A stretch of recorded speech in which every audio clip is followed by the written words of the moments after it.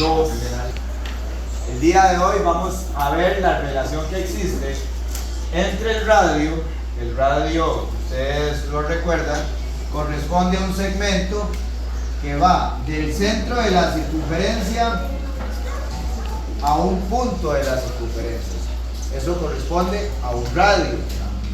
Si ese radio lo relacionamos con una recta tangente, la recta tangente es la que toca un solo punto de la circunferencia. Ese punto le vamos a llamar el punto de tangencia, porque es donde la recta y la circunferencia se unen, se intersecan.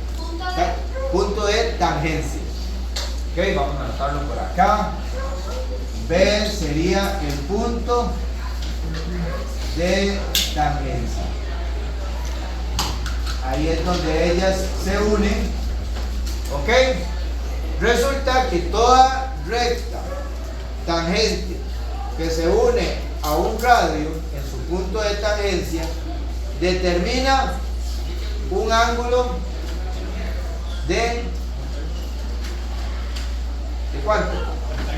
90 grados. Eso significa que el radio y la recta son perpendiculares. Perpendiculares, ¿verdad? Está relacionado con intersecarse y formar ese ángulo de 90. ¿Okay? O sea, dos rectas son perpendiculares cuando ellas se intersecan y forman un ángulo de 90 grados. Uno se supone en la escuela tuvo que ver las rectas paralelas y las rectas perpendiculares. Las rectas paralelas, para que se acuerden las que decían, son aquellas rectas que nunca se llegan a unir, ¿verdad? Entonces, si aquí esta parte gris con un montón de nombres, ¿verdad?, la relaciono con una recta tipo esta parte café, en buena teoría son paralelas, porque siempre mantienen la misma distancia. ¿Lo ven? Si mantienen la misma distancia, son rectas paralelas. Digamos que el antónimo o el contrario, ¿verdad?, de las paralelas son las perpendiculares, ¿verdad? ¿Por qué? Porque las paralelas no se intersecan, las perpendiculares sí se intersecan. Pero no solo se intersecan, sino que forman un ángulo de 90 grados. Hay rectas que se intersecan que no forman ángulos de 90 grados. Entonces, estas sí forman un ángulo de 90 grados. ¿Y por qué es importante que forme un ángulo de 90 grados? Un ángulo recto. ¿Qué forma un ángulo recto? Si yo trazo una línea más, ¿qué se formaría? ¿Cómo sería ese triángulo? Pongamos un punto C por acá. ¿Cómo sería ese triángulo que se va a formar por acá? Un triángulo rectángulo, ¿verdad? Si tiene un ángulo recto, es un triángulo rectángulo. Si tuviera un ángulo obtuso, esa es otra de las cosas que vieron en la escuela, es un triángulo obtusángulo. ¿Le suena? Y el triángulo que tiene todos los ángulos agudos, o sea, menores a 90 grados, entre ellos está el equilátero, es el triángulo acutángulo. Son la clasificación de los tres triángulos, ¿verdad? Ya hicimos un repaso de los tres triángulos. El rectángulo, que es este que está aquí, el acutángulo y el obtusángulo. ¿Qué pasa en el rectángulo? ¿Qué vimos? ¿Qué privilegio tiene el triángulo rectángulo? Que se puede aplicar ¿qué? El teorema de Pitágoras. Todo triángulo rectángulo, en todo triángulo rectángulo se puede aplicar el teorema de Pitágoras. Y ese teorema de Pitágoras se trabaja, ¿verdad?, con los elementos que llega a determinar el triángulo rectángulo. ¿Cuáles son esos elementos o cuáles son esos lados?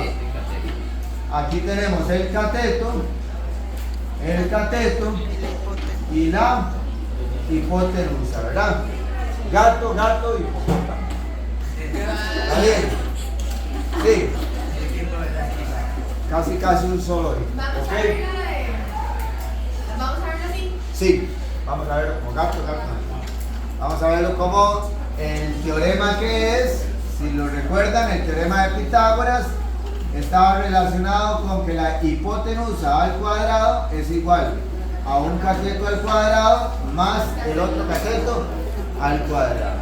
Y entonces nosotros lo que vamos a hacer es determinar en algún momento la medida de la hipotenusa y en algún momento vamos a determinar la medida de un cateto, ¿verdad? Por ejemplo, un cateto corresponde ¿a qué? ¿A la medida de qué? Este cateto corresponde a la medida de qué? Del radio. Del radio, exactamente. Entonces, yo puedo dar el diámetro y con eso ustedes van a saber el radio, o puedo dar directamente el radio, ¿verdad? Entonces, vamos determinando un ejemplo. Vamos estableciendo un ejemplo. A ver, en esta circunferencia, ¿verdad? Sea la circunferencia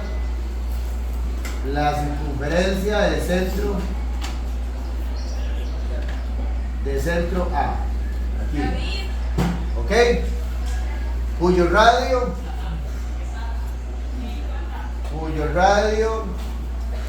es, vamos a buscar uno que sea, cuyo radio es 3. Un radio que nos vaya a permitir llegar a una terna pitagórica. ¿Se acuerdan de las ternas pitagóricas? No creo que se acuerden, pero yo les dije que existían ternas pitagóricas que inclusive ustedes se las podían aprender, ¿verdad? Porque siempre están, o sea, ya están determinados los lados de un triángulo rectángulo. ¿Ok? Si un cateto mide 3 y el otro cateto mide 4, la hipotenusa siempre va a medir 5. ¿Ok? Ya eso está definido, o sea, eso aplique el teorema de Pitágoras o lo haga, como le digo, aprendiéndoselo, o sea, siempre va a estar, o lo vamos a trabajar de esa manera. Ya lo vamos a trabajar definiéndolo a partir de una operación. ¿Ok? El radio es 3, quiere decir que este cateto mide 3. Y vamos a mencionar que el segmento CB mide 4. Ya había mencionado que este cateto mide 4. Vamos a hacer el dibujito del triángulo aquí separadito, solo para quitar todas esas rayillas. Este cateto mide 4 y este cateto mide 3 y quiero averiguar la hipotenusa que le vamos a llamar X. ¿Ok? Tengo cateto, voy a buscar la hipotenusa. Entonces, ¿qué aplicamos? Si aplicamos el teorema de Pitágoras, ¿verdad? Era cateto a la 2, ¿verdad? Ajá, exactamente. O sea, es el 3 a la 2 más 4 a la 2. Para eso ustedes se aprendieron los cuadrados perfectos. 3 por 3, 4 por 4, lo sumo, 25. Esa es la hipotenusa al cuadrado. Entonces, como yo sé que los cuadrados perfectos, ¿verdad?, salen de la multiplicación del mismo número, entonces a mí me interesa saber cuál fue el número que se multiplicó. Entonces, ¿cuál fue el número que se multiplicó? 5. Quiere decir que la hipotenusa es igual a ¿cuánto? 5. 5. Y entonces, repito, aquí tengo una terna pitagórica. 3, 4, 5. Yo, como esto es tema de noveno, Pitágoras, si usted se aprende la terna pitagórica, no me tiene que hacer procedimiento para determinar la medida del lado. ¿Ok? O sea, si yo le digo a usted, la hipotenusa vale 5, un cateto vale 3, ¿cuánto vale el otro cateto? 4. Así de sencillo, sin hacer procedimiento. ¿Estamos claros? ¿Ok? Y eso es todo. Como dijo el Looney Tunes, ¿verdad? Eso es todo, amigos. Pero es todo en esta parte. Todo en esta parte. Todavía se puede poner más interesante. Aquí determinamos la medida de AC. Solo era para que se emocionara. ¿Cuánto mide AC? 5. Pregunto. Si a mí se me ocurre, porque yo soy muy creativo, Demasiado. si a mí se me ocurre agregar una letra más, ya se vuelve más interesante. ¿Cómo se hace? ¿Verdad? ¿Quién me dice? Por $1.000.000. ¿Ah? 4, 3, 4. ¿Cuánto mide AD? D. 5 no, porque AC mide 5. 2.5. ¿Cuánto mide AD? 3, 4, 4. ¿Por qué 3? Porque está más largo. Ok, ahí está, yo sé, no sé si algún otro lo dijo, pero... Y que los demás hablen. ¿Por qué mide 3? Porque es un radio. Todo segmento que va del centro a un punto de la circunferencia es un radio. Imagínense lo que es, y a mí se me ocurre, porque a veces a uno se le ocurre así como lo que era. Que yo ponga un segmento aquí. Y yo digo, eso mide 3. Pero se me hace eso, en el examen es un blanco. Eso mide 3. Y ya usted sabe que esto mide 3, que esto mide 3 y que este también mide 3. Porque todos son radios. ¿Ves?